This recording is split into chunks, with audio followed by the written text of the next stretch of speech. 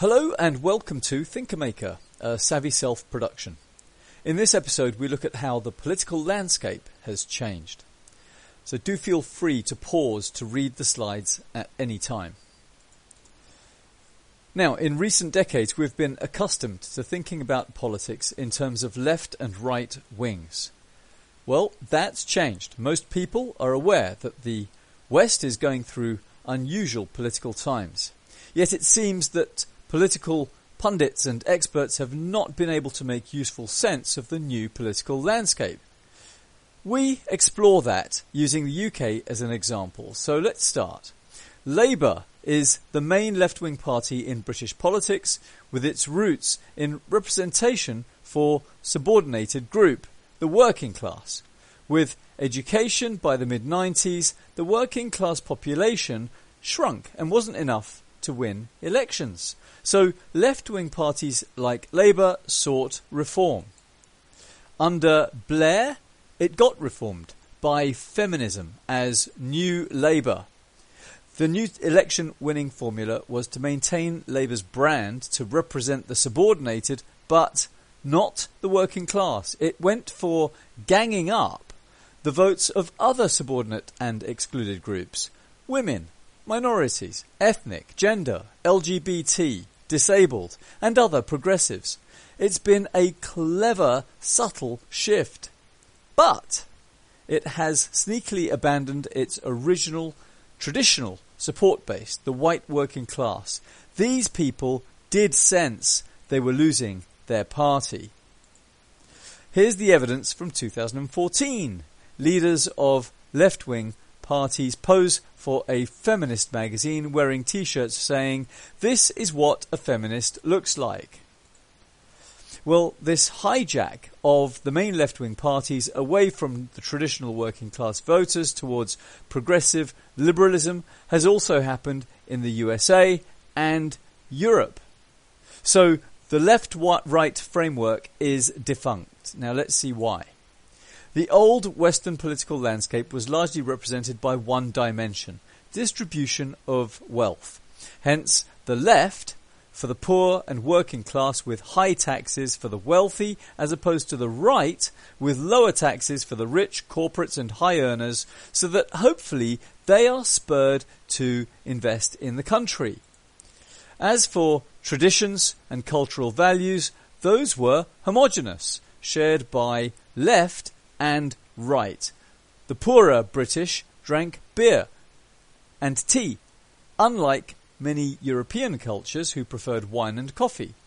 The richer British also drank beer and tea, although they could afford wine and coffee. But as we've seen in previous episodes, economic policy, technology, secular feminism have squeezed and eroded cultural values for decades. So now, this highly significant additional dimension has emerged in the political landscape, a battle for culture and values, and it is currently superseding the battle for taxes and money.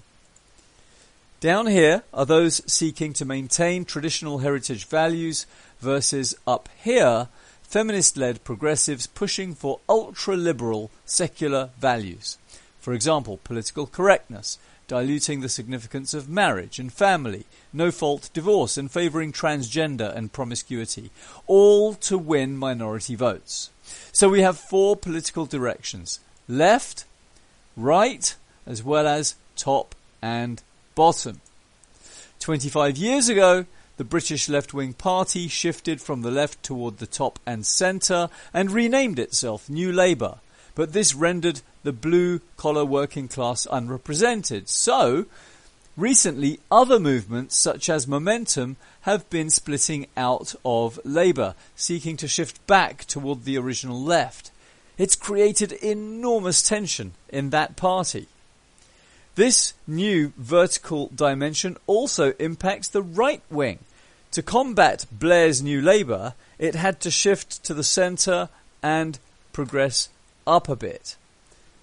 A youthful David Cameron was deliberately selected to deliver that. Under him, the right wing also got permeated with progressives.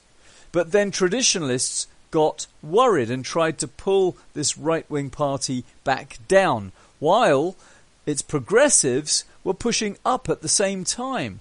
And this caused a new right-wing progressive movement called One Nation to threaten a split away from the old right-wing party. In the American political landscape, that same new vertical cultural dimension is causing similar splits and spasms, especially for the left.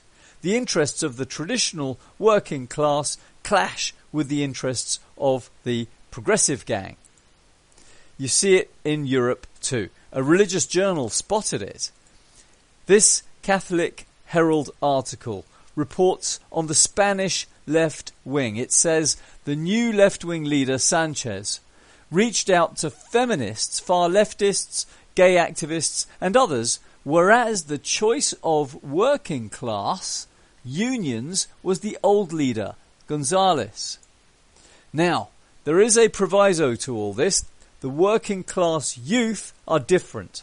They're too young to miss old Labour. Instead, like most youngsters, they've been strongly influenced by feminism, which saturates education. Progressives have steered schools towards secular liberal values. For example, discouraging faith, which breeds materialism, and much more.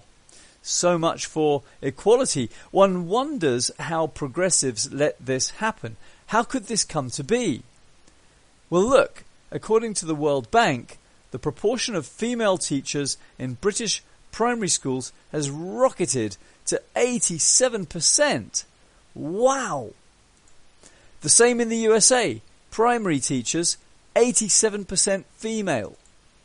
But what if we include secondary or high school?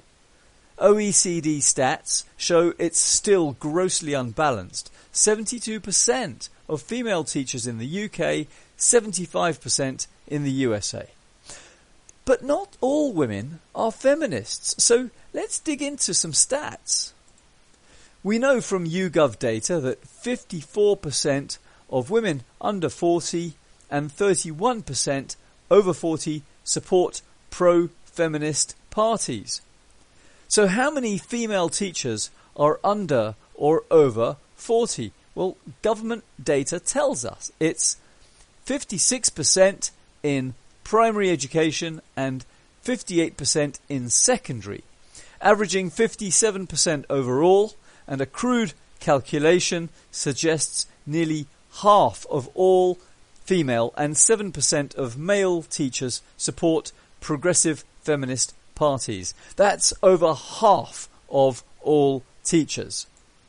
And this tallies with data from feminist authorities saying 74% of women are feminist sympathisers.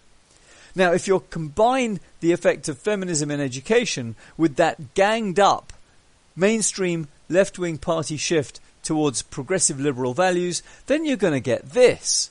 A progressive liberal youth vote, about 20% of today's voters, and an enormous intergeneration gap in life values. See? Half of millennials are feminist.